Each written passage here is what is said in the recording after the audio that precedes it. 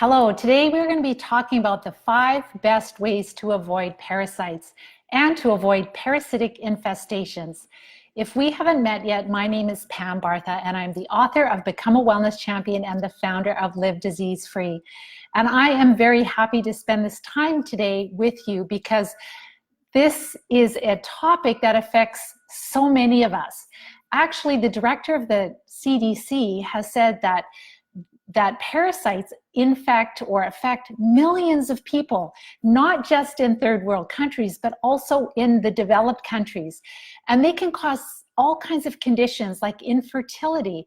They can cause seizures, blindness, heart failure, all kinds of chronic disease. And we know this, those of us that are recovering from chronic disease, because that is a really big part of chronic disease, which we have discovered through science and through treating these parasites and getting our life and our health back.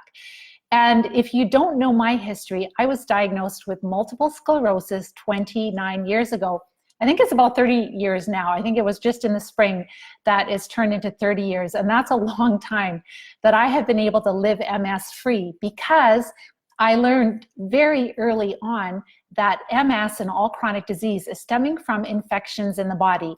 And back in the day, back in 1988 when I was diagnosed, and 1989 when I started to learn about the infections, the doctors at that time, the hero doctors, they really focused on fungus more so than parasites. And yes, we had to treat parasites, and yes, we took different herbs, but there's just so much I want to share with you. But today, I have done different talks about parasites, lots of different research and the different infections involved with MS. So go and watch some of the other videos. But today we're going to talk about how can we prevent parasites and prevent parasitic infestations. So I just want to say hello to a few people. Hello, Danielle and Jill and Tiffany and Rudy and Mary and Roberta and Julia and Sue and Susan. I take it you guys can hear me. So please type your questions in the question box.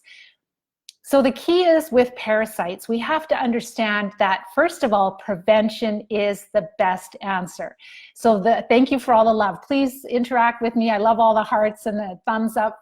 And please share this with people in your life. Maybe they're dealing, I'll be talking about the symptoms in a few minutes, but the key is that they can affect all different types of parts of your body, because different parasites like to live in different parts of the body. So we can have neurological symptoms. So those of you that have neurological conditions, you may have symptoms that are caused by parasites. That would be like balance issues, or maybe you're dealing with weakness, extreme fatigue, and maybe spasticity, you know, when the muscles start to cramp. Some of us get these little crampings even before we have chronic disease, and we think it's just magnesium or calcium, and it could be, and it's good to take some extra minerals. But very often it's these little parasites that cause these Charlie horses that we get. And we know that because as it progresses more and more, if we don't treat the parasites, then we end up getting this terrible spasticity. And we can also have all kinds of other neurological symptoms like numbness and paralysis and weakness in different limbs, our arms, our legs, and it can affect our speech, it can affect our vision because we can become blind, the parasites move in, we can get optic neuritis. So those would be some neurological symptoms associated with parasites. But we also know the parasites can really affect our brain function, our cognitive function. So we can have things, maybe we don't have chronic disease, but maybe we're suffering with a lot of fatigue, or we have that foggy head. We just can't think clearly. We've got memory issues. Maybe we're dealing with severe anxiety or depression. They're often linked with parasites also. And then going back to the really traditional symptoms that we can all relate to with parasites would be gut issues. So maybe we're dealing with bloating and gas, or constipation, or diarrhea. Sometimes we have it switching back and forth. But a lot of the gut issues and pain, like if we eat the wrong foods and we start to get a lot of pain, very often parasites are involved. So you can see that they affect us in so many different ways. And a lot of people that are trying to have children, they're infertile.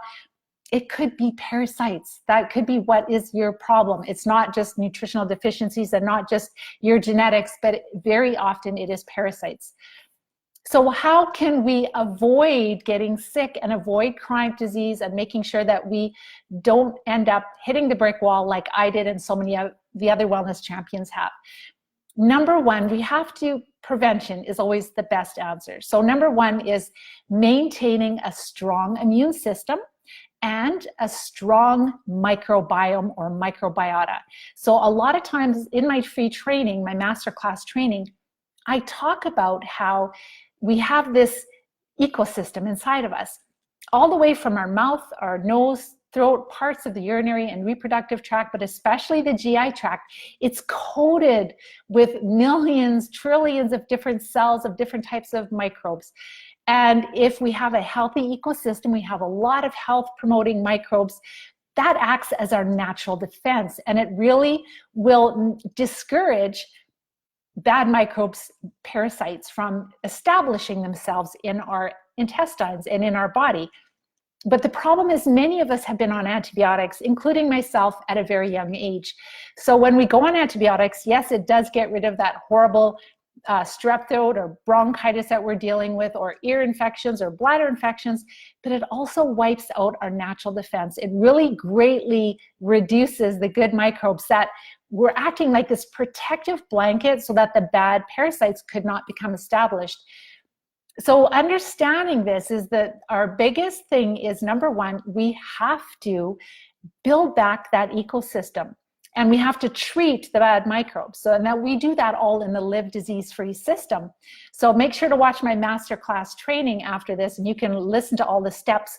I share tons of case studies of people recovering, and then you can hear about all the steps. And I've got lots of videos on YouTube and on Facebook, Live Disease-Free, that I teach you all kinds of health promoting tips. So the key is to prevent parasites from wanting to live in you. Number one, make sure you have this protection, the good microbes. So if you're sick, yes, you've got to go through all the steps to knock back the bad, knock back the parasites, knock back the bad bacteria and the fungus, but then to build back the good. So we want to be doing that. That's really important.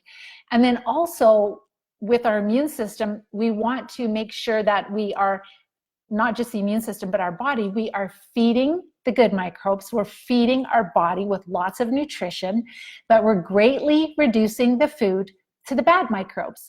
What do the bad parasites like? They love processed foods. They love the sugars and all the baked goods. So the thing is that that type of food not only puts pounds on us, right, and makes us obese, but it also feeds the bad microbes and the parasites. And they actually, it's not just the sugar that's addictive, but a lot of times parasites will change the behavior of the host. This is known in science. And they actually make us crave the processed foods that feed them. So remember, whenever you're binging on carbohydrates, you are feeding the parasites that are making you sick. That's really important to know. So in the Live Disease-Free system, we stop feeding them so much, but we feed the body and we feed the healthy microbes. The healthy microbes love the ones that are a natural defense. They love lots of fiber from plants, from vegetables. So we're really changing up the eating plan. We're going through all the steps. I'm not going to go through all those steps right now because I've gone through them in lots of others, and they will be on the training video. But the key is we have to do prevention. And that is understanding that we need a defense to protect us. And a lot of us that have been on antibiotics in the past and we've lost that defense, that's why we are so much more susceptible to parasitic infestations. That is number one. Number two is it's really important to deworm ourselves and the entire household, including our pets, at least once a year.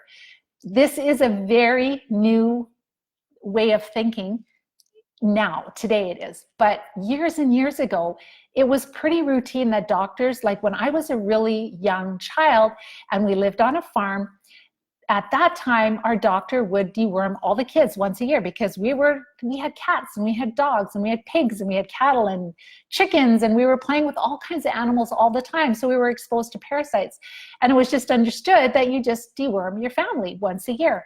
And it's really important to deworm your family and your pets. Okay, that is something that's quite standard. Our veterinarians are really good at educating us that it's really important to protect the health of our pets in deworming them and giving them parasite treatments. But the same is true for us.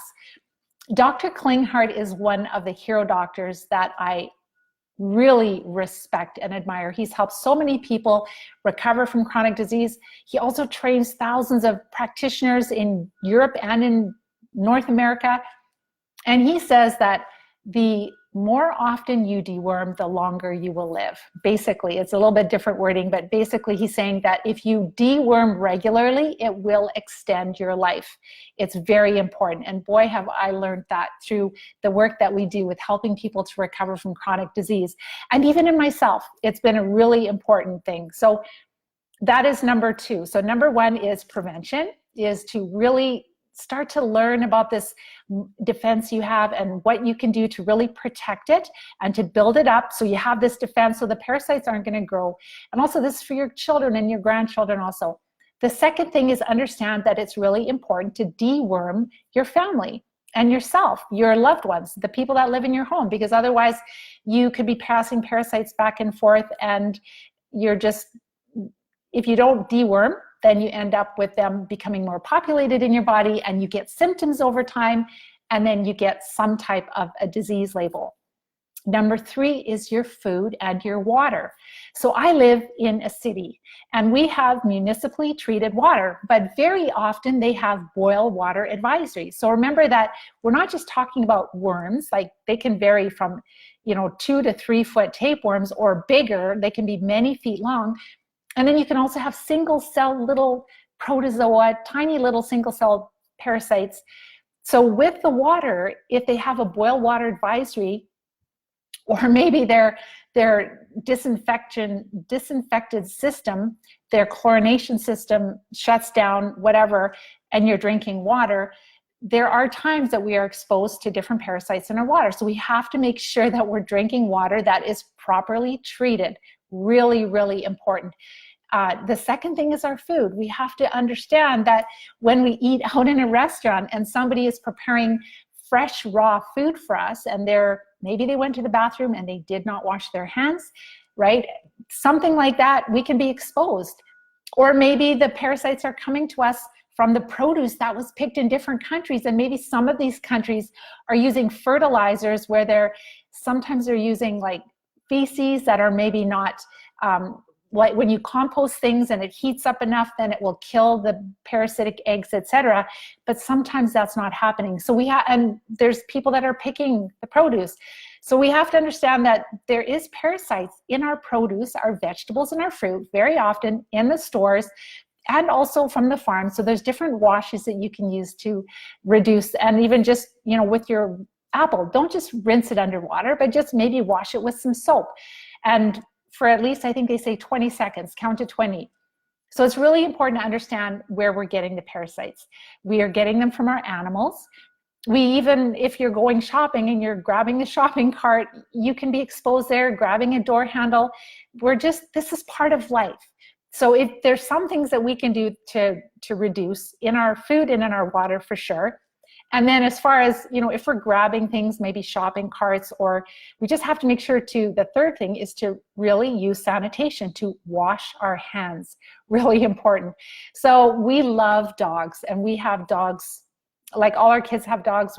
I've loved animals all my life. They just bring so much joy into my life. But I wash my hands regularly. So that's really important. And even if you're out in town, just wash your hands, use soap. And as I said, the big thing is, I think it's like 20 seconds of rubbing your hands together. That really helps. So as far as the food, as I mentioned, just making sure that your water has been treated properly. And for myself, I live in an area where I pay for water. Like, our water is municipally treated, and it kind of bugs me that I have to buy water, but it's worth it because I don't want to be taking in parasites, because maybe I just don't know when they have their boil water advisory on or not. Very important. Make sure to avoid eating raw meat. That's another big concern. Like, if you're eating sushi, the raw fish, I'm sorry to say you are exposing yourself to parasites. All right, you have to understand that. That's just the way it is. So, and one thing that really bothers me is at Costco, where they use these tenderizers, where they're sticking these needles deep into the tissue. So they can be cross-contaminating between meats and pushing parasites in. And maybe it's not always the case, but it can happen. So when I have meat that is tenderized like that, I make sure it's well cooked through the whole meat. So if the meat is cooked well, it's fine. And also, I think that's it for that part. So with respect to pets, because many of you guys have pets and we love pets, but make sure, as I mentioned before, that you are deworming them and giving them anti-parasitic treatments regularly. That's really important. And this is something that I really believe, and this is recommended by different professionals, is not to have your pets sleep in your bed. Very important, because there can be a little bit of feces that gets on your blanket and you can be exposed to it. So don't have them on your bed, and make sure that you, a big thing is for their waste. So if you can have a designated area in your yard where they are used to, you know, urinating and depositing their waste, their stool, in that area, so it's not all over your lawn. Because apparently if they drop some stool and you clean it off, that area is still contaminated for quite a while. And then if the big thing is if you have kids walking through it or stepping through it, and then even the dogs themselves, they step in it, they bring it into the house, and then we have little children that are crawling around on the ground.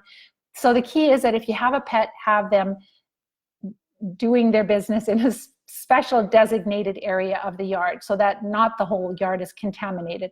That's just cleanliness. That's like, right, we use toilets and we're washing our hands. So we have to really think, because when the kids have parasites, they don't sleep, they're cranky, they're miserable, and it's just not fun. It's not good for them, right? And so that's a really huge, important factor also. And then, of course, if you're pregnant, they really recommend, please don't clean out any of the kitty litter. Have someone else do it, because there is a parasite that can be passed on, and it's really not good for women that are pregnant, for sure.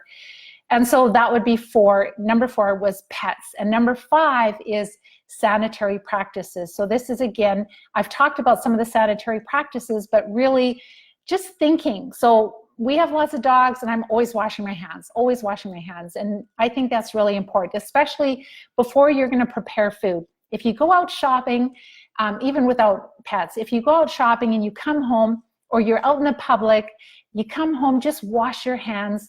And that way, before you start, especially before you start preparing foods, really super important. So deworming at least once a year, really, really important. So I'm going to go and see if you guys have any questions for me. I know that there are a lot of wellness champions here, so you can let me know if you have any other suggestions of how to decrease your exposure to parasites. Hi, Anthony. Is a protein shake that I can use as a snack between meals? No, we avoid, in the Live Disease-Free system, we avoid all shakes, anything that's ground up, because if you've added any type of fruit, or if there's any type of sweetener, or even things like carrots, when you grind it up, it releases the sugar, which will make your blood sugar go up quicker, which will feed the infections throughout the body, the parasites, and then they're fed for the day and they're happy. They don't need to be fed 3 times a day. So the key is that we are chewing our food and we're eating whole food. Good question. Hi, Jeff. Hi, Kathleen. Hi, Oksana. So Caroline, after sticking with the food plan, how should I get the anti-infection, anti-worming drugs when I join in Ireland? So I don't know if you are a brand new student. I apologize. I've got a lot of students in my class right now. So what I do is I help people in the Live Disease-Free system. I help them to find practitioners. As I mentioned, the CDC is saying that it's very common that people have parasites. Millions of people around the world are infected with parasites, but our practitioners are not trained in how to recognize. Well, number one, we don't have good tests. The stool tests usually come back false negative. And then we also, they're not comfortable using the antiparasitic drugs, because if it comes back false negative, they have to have some rationale to prescribe. So they're not doing that. So I'm helping students to find practitioners that are doing some type of energy testing right now. And we are working on other tests with labs where they could possibly do some We know that DNA testing is becoming much more popular. But again, if it's just DNA of the stool, it's going to miss a lot of the pathogens, because they can be in our blood, they can be in our spinal fluid, they can be in our organs. So we have to find a better way. So right now it's through energy testing. And then I help students get samples to be energy tested, and then they work with practitioners to get prescriptions. So it's really important to know which of the antiparasitic drugs are most helpful for you. We don't just take a bunch of drugs because they have adverse effects, they're expensive, and we want to target what we need, right? That's the key. And I help my students. This is a big part of what I'm doing. Hello, Allison. Sushi is your passion. I know sushi is your passion, but the key is that maybe try to go, well, the problem is too that when you eat sushi, and I love it too, but they will be making it on counters or whatever, cutting boards, counters, and they will be working sometimes with raw fish, and sometimes you may do some vegetarian ones, but it can cross-contaminate. So that is you just have to understand. But the key is that if you are really healthy and you have a strong ecosystem, and you eat sushi, you might be okay. It's just that those of us that were on a lot of antibiotics and we lost our natural defense, and then we become infected with whatever we're exposed to. For myself, I grew up on a farm, so lots of opportunity there, and had animals in my life all my life. And it's really fascinating because I'm doing more and more research, and I'm finding even for ALS, I found a study where they're finding that people that have house pets especially before the age of 10, have a higher incidence of ALS. And for men that have ALS, they had a higher exposure to pets that were neurologically ill. It all makes sense. And this is all what's going to come out in the next few years. Really exciting. So what we have to do is we have to figure out, okay, which are the parasites that are causing the symptoms, and treat them, and we can recover a lot faster, which is exciting. I know sushi is really good. But what I do, I love raw salmon. So if you do the smoked salmon, that should be fine, but just make sure that it does not contain sugar. But if it is treated that way, it should be fine. Hi, Jody and Patty. Hi, Lauralee. How would you suggest deworming children, herbal or prescription? I love herbs tremendously. I just don't, we've used herbs a lot, and we have found that the antiparasitic drugs are definitely much more effective than the herbs. And so this is where you have to, Lauralee, you're a wellness champion. I can't give medical advice online, but basically a practitioner, there are some antiparasitic drugs that are safe for kids. Some of them are over the counter, treating pinworms, and then there's another one also. But that is something I would have the child tested through energy testing through a practitioner who's very skilled. So not just somebody who's taken a weekend course to do some type of muscle testing. It's got to be a practitioner who works with people and does a lot of testing and has the samples in their office and can test. I think that is much more effective. But again, health for children is like lots of nutrition. It's all the same principles, really decreasing the radiation in their environment, making sure there's no mold in their environment, giving them lots of nutrition, right? All the same things that we're doing, and really decreasing the processed carbs, because we want to create a terrain in the body that discourages parasites from living there. If there's not a lot of food there for them, and you have a lot of good microbes that are building this strong ecosystem, then chances are we're not going to have the infestation. We still want to treat regularly, maybe once or twice a year, but we're not going to run into the chronic disease because we've let it go on too long. Very important with kids. So with children, it's prevention. And then of course, Lauralee, is bringing back the good microbes. And I think that in this day, the world that we live in, we're exposed to so many things that are destroying our natural defense, that I think that it's really worthwhile to be bringing in the good microbes daily through raw sauerkraut, especially homemade. The probiotic pills, I just haven't seen enough benefit from them. If there's some that agree with you that you find are helpful, fine. But really, the homemade raw sauerkraut is really well tolerated. Start low and slow if you're really sick. But especially if you make it homemade, it's just taking like organic vegetables, so they have not had a lot of spray on them, and so the microbes can just grow naturally. And then you chop it up and you ferment it, and so they increase in population by many-fold, and you eat that, and you're constantly rebuilding the good microbes. So as we're treating the bad, we bring back the good. Good question. Allison, so, and we found, Laura Lee, too, that again, that the antiparasitic drugs are tolerated really well for the very most part. Hi, Allie. Hi, Laura. Hi, Denise. Thank you, Danielle, for posting. So my masterclass training, if you find all this information really interesting, maybe you're somebody who's dealing with some type of chronic disease.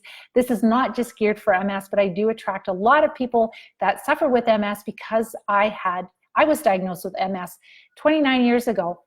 Watch my masterclass training. I share all the steps, what we do to recover, why you're sick, infections, and also lots of case studies of miracle people, wellness champions that have treated infections and got their health and life back. Hi, Penny. So the link is in the either below this video or to the side of it. Hi, Penny. Hi, Shelley. Hi, Stephanie. Hi, Deidre. Anthony. Okay, I'm going to go to the bottom. I think all the questions are at the bottom. Yes. See if there's any last questions. I think that's it. Oh, Kathleen, you tuned in a little late. You're not sure if I address this. How do I know if I'm drinking water from a good source? Should I be using a particular filter type of water, such as spring water? So this is difficult because you and I live kind of in the same area, I believe. And if you're dealing with chronic disease, then it's really important, or maybe you've got a lot of gut issues, it's really important, even more so, to make sure that your water is safe. So this is where, if you're absolutely sure, you can definitely use tap water, but have it filtered, or you can get it from a source where it's been reverse osmosis, where they brought back the minerals. So unfortunately, I'm getting it in town. You can buy different units that are in your home. So if you add, let's say, a carbon filter, whether it's something you put in your fridge or something that you just have on your tap, that is great to pull out the chemicals, but it is not going to treat the microbes or parasites in the water. So it's very important that the water is treated properly, absolutely. So in your area, I guess you could just call them and ask if they ever have boil water advisories. For myself, it's just not worth the risk. With my history of multiple sclerosis and the years and years of gut issues I've had, I just want my water to be fine. And if you can't afford to buy bottled water, I do know people that boil their water. They run it through a filter with, it can be a simple activated charcoal filter to get all the chlorine and a lot of different chemicals out, and then they just boil their water. So it doesn't have to be expensive. If you boil it for 10 minutes, you should kill pretty much everything in it. But just make sure that you are drinking water that is not contaminated with parasites. And remember, parasites are not always eggs for worms. They can be single cell, like Giardia, for example, can be in untreated water. And they can make you feel horrible. And there's many other tiny, tiny single-celled parasites. So Scott, you had a dog that passed away suddenly in 2016. Could a person have been affected by her 10 years ago and the symptoms are just showing up now? Absolutely. So there are those little tiny nematodes that are in animals, and they're passed on through biting insects also, but we definitely can pick up parasites from our dogs, absolutely. So if you did not regularly deworm your dog, you can totally pick up parasites from your animal. And even if you do, because my dogs, they love to drink out of puddles and they love to smell different feces of different animals, like they're terrible in some ways. So they're exposed to parasites regularly. And so we just have to understand that. That's why I always wash my hands after. And I'm not paranoid and I'm not going to give up on animals, but if we just do some simple little things like that, we can really reduce our risk of exposure to parasites and still enjoy all the animals and still enjoy lots of good food. And the big prevention I hope you guys get is that we have to start thinking about regularly deworming ourselves. I believe that that is a really big deal, and it's a part of prevention. And again, getting to the place where if we have terrible addictions to food, understand it's not just the sugar that's making you crave. It's not the sugar that's just addictive, but very often it's the microbes that are living in you that are making you crave it like a drug. And you can't let them run your life because they're robbing you of your life. And you know that. And so this is where the Live Disease-Free system helps you to break through that, to have a step-by-step plan to recover. I just had the amazing opportunity to, there's over 2,000 people that just registered, I think it was 2 weeks ago, for my live masterclass training. And if you missed it, you can watch it on the link below or to the side of this video, where I shared like what we're doing to recover from these parasitic and fungal and bacterial infestations. And then it's about management, about what I shared today. Okay, I'll see if there's any last things. Hello, Patty. How often do I recommend treating parasites? Did you say annually? At least annually, I would think. If you have a good practitioner that can do muscle testing on you, and right now the biggest premise is they'll have the samples, and this is where it's pretty new, but they need to have the samples and test you for them. But I would say annually for sure. But in the recovery process, when we're dealing with chronic disease and we're recovering from infestations, it's often 4 to 6 cycles, which it would be like a cycle is at least once a month. So we might be on treating parasites for at least 10 to 14 days, and then treating fungus, and then taking a break. But we may do at least 4 to 6 cycles or more, because we've had years and years of eggs and just dormant forms of the microbes and parasites, and also they're hiding under biofilms. So it does take a bit to work them out of our system, to the point where we can't sterilize ourselves, but we're getting them down so far that we have tons of energy, clear mind, no depression, we're happy, energetic, no pain, and we feel like we're living disease-free, and that's what it's all about. A couple more questions. So Caroline, you're going to join soon. I'm so excited to support you. So you know that it will help you. Yes, it will. When you treat the infections that are causing your disease symptoms, the disease process will stop, and you will have a lot of recovery, more than you thought possible. But that's only if you treat the infections effectively, and that's what we do in the program. I'm excited to support you. Gary, are most doctors going to know how to treat parasites? Unfortunately, not at this time. And how do we deworm ourselves? That's what we help people to do in the Live. I mean, you can call around and you can, I don't know if you have chronic disease. If you have chronic disease, then you really need to check us out, the Live Disease-Free system, because just taking a deworming parasite treatment is not necessarily going, let's put it this way, the drugs aren't perfect. I wish they were, but they aren't perfect. And so there is a lot of prep work that we have to do before we get to the treatment. We have to stop feeding them. We have to support the body in many ways. And then we look at our symptoms, and then we look at the treatment. And if we have chronic disease, it very often will take several, 4 to 5 antiparasitic drugs, because it's not just one microbe that's causing your symptoms, it's multiple microbes that are causing your symptoms. So it could be, typically what we see is that our students have several, maybe 2 or 3 or more fungus species living in them that are in overgrowth phase, but they also they're passing really big worms, anywhere from a foot or bigger. They're passing small worms like thread worms. They're also dealing with these little nematodes in their spinal fluid, in their blood, which we can't even see. But how do we know? Well, when you treat them and the spasticity stops and people start feeling better, obviously it was the parasite. So this is where, if you're healthy and you don't have any neurological symptoms, then you will just see a practitioner and they will just use some deworming treatment, and it'll just work in the GI tract. But if you have chronic disease, then those parasites have moved out of the intestines, they've moved into gallbladder, liver, lungs, they move into our spinal fluid, they move into our eyes, they love all kinds of different areas in the body. And at that point, then it takes a little more strategy to treat them. And again, my talk today was really about not getting to that place, not getting to the place of chronic disease, because it is extremely painful. It's awful. And if you can prevent it, if you can take what I shared today and prevent it, that is golden. Reverse osmosis water is what I recommend. That's just one type of water. But remember that because reverse osmosis will take a lot of the bad out, but it will also take the minerals out. So it's good to put minerals back in. A lot of places nowadays, they will actually use reverse osmosis and it will take out most of the fluoride, xenoestrogens, and all chemicals. But then they add back minerals so that it's more alkaline again, because plain reverse osmosis water would be slightly acidic.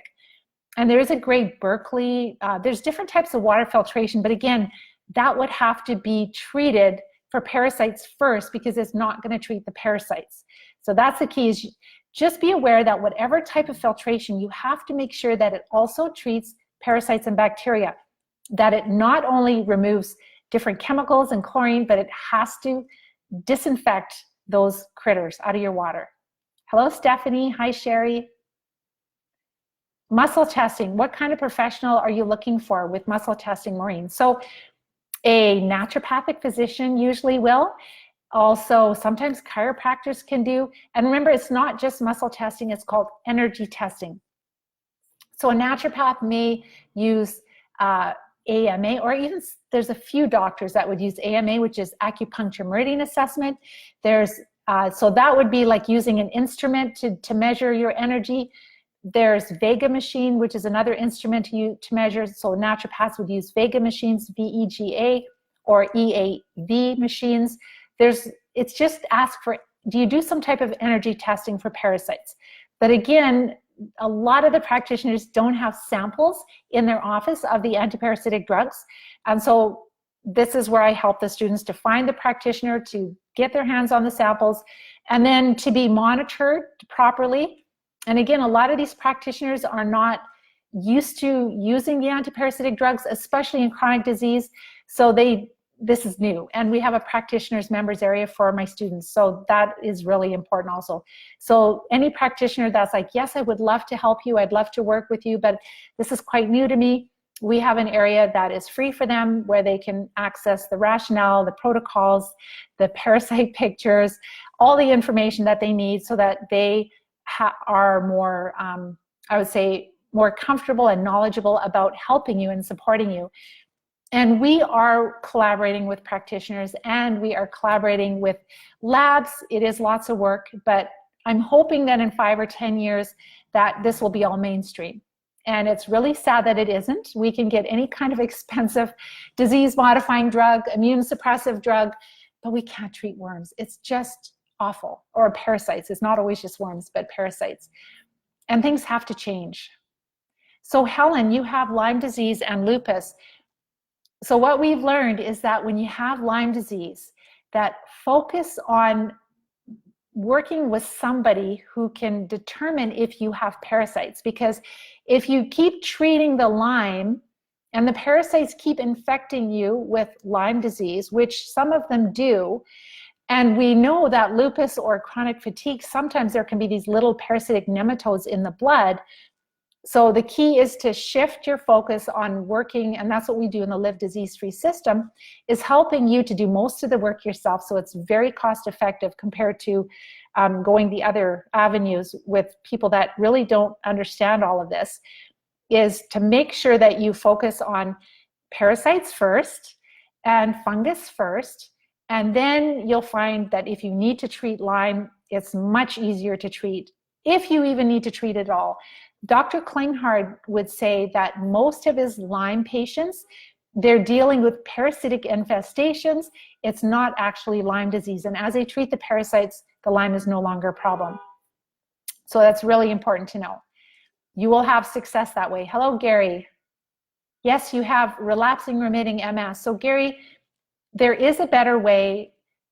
You don't have to live with relapsing remitting. And remember that relapsing remitting for the vast majority of MS sufferers turns into progressive MS in time.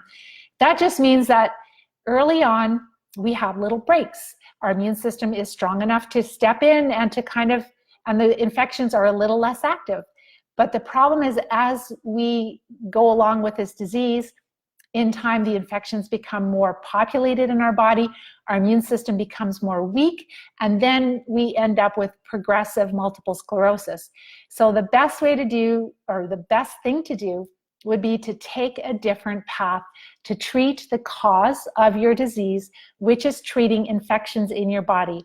And as you do that, you'll be like the wellness champions, where you stop the disease and you'll have a lot of recovery. The sooner you treat the infections, the more recovery you will have, and the quicker you will recover. What do I think about liver flukes? That is a really common thing with students. I passed liver flukes. Not shocking, because I lived on a farm. We had pigs, we had all kinds of animals. I did a science degree, and I've done lots of biology, and I've seen what a fluke is in theory, but I passed big flukes. I don't know if they were liver flukes. They were intestinal flukes. But yes, liver flukes can be a real problem, especially in people that are dealing with liver issues. Hi, Elizabeth. Any fruit that we should not eat? So in the recovery phase, we really greatly reduce the carbs. And I've got lots of videos on that, on what we eat and how we eat and the rationale. So you can watch those on YouTube or Facebook, Live Disease Free. But the key is that we are reducing the carbs to between 35 to 40 total grams of carbs per day. And the best is in that area, but for sure less than 50 total grams of carbs. That includes sugar, fiber, and carbohydrate. So we will have a very small amount of fruit first thing in the morning, 30 minutes before a meal, so it can completely digest by itself. So there will be less food reaching the intestines, where the biggest population of the problem is. That's the key. So it might be a quarter cup of berries, a quarter cup of, raspberries, blackberries, blueberries, quarter cup, or a half a green apple, or a small kiwi, and that would be about it. We can have some fresh lemon juice or lime juice in our water. That's fine to give us more vitamin C. You can supplement vitamin C also, but the key is that we greatly reduce the fruit, because the natural sugars will feed the infections. Those parasites, they don't care where the sugar comes from, whether it comes from fruit, whether it comes from sugar like pop, chips, etc., like breaking down chips, it becomes sugar in your blood. All of that will feed the infection. So the parasites love fruit sugar just as much. Hi, Helen. Hi, Rick. Hi, Jill. Treating the infection is dealing with parasites, not just parasites. And this is where I talk about fungus separately, but fungus is a type of parasite. So in the program, you will be hitting the parasites, and then, so that would be more like worms, etc. And then you're stopping and hitting the fungus, which would be things like candida, possibly aspergillus, mold, and others. Then you take a break, and they're like, oh, and then they can kind of creep out of their hiding places, and then you hit them again. And we're also dealing with biofilms. We're breaking up biofilms so that that's releasing the ones that are hiding. And as I said, it takes a few cycles to do this. But fungus is a type of parasite, and there are some type of bacteria that are parasites, but I kind of talk about them separately, because it just kind of is more of a visual impact for people. Yes, Maureen, I wish you met me 20 years ago too. Helen, how can you help me? I would love to help you, Helen. The first thing to do is watch my masterclass training. And if you resonate with all of that, and if you're ready to go to work with me, you can. And then, but that you just at the end, listen to the whole thing, and at the end it explains, and then you can book a time to chat with me. But that's only if you're ready to commit financially, time, because we're going to work. And that's what the Wellness Champions do.